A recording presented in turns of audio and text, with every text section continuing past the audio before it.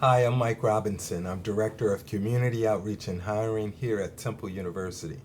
I have 7 tips that I want to share with you on how to successfully navigate and manage going to a job fair. Number one, try to get a hold of the list of employers that will be attending the job fair.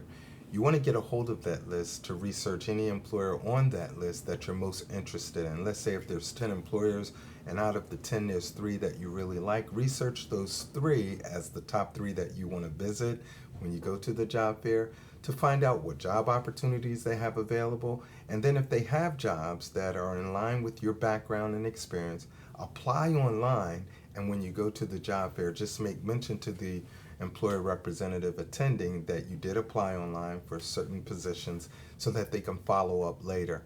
Number 2, you want to make sure that you bring updated resumes to the job fair. You always want to make sure you have copies of your most current resume with your current contact information on it. So many people have submitted resumes with old cell phone numbers or email addresses that they don't use anymore. You want to make sure that all of your content on the resume is updated, that it's been reviewed by someone, and double check for any grammatical errors or any mistakes like that.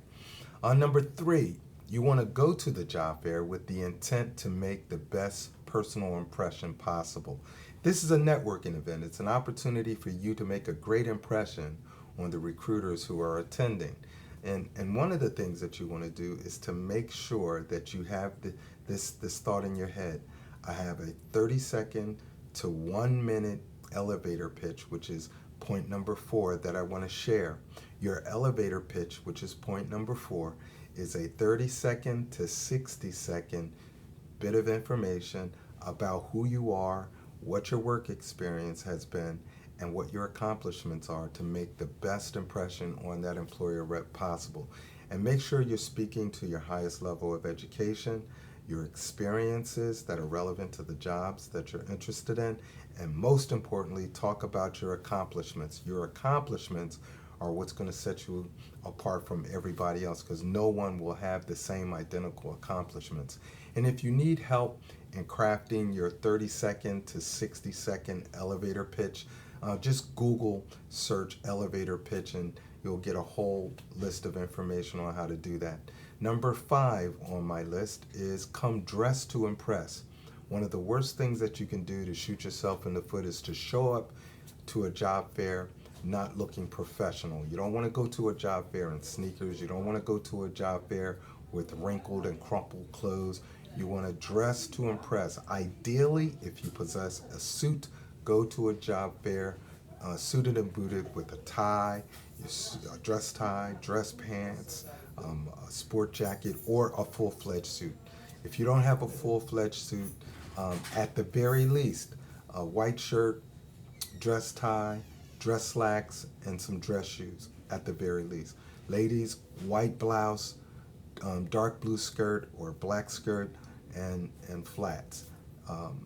And you can Google professional business attire to get some ideas of how you should look as it relates to some of the professional jobs that you're applying to. You want to come dressed to impress. Number 6, here are some do's and don'ts.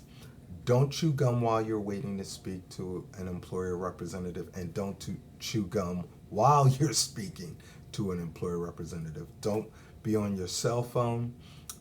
Don't ever badmouth any of your previous employers. Don't wear headphones while you're standing in line. And make sure that you're aware of these don'ts.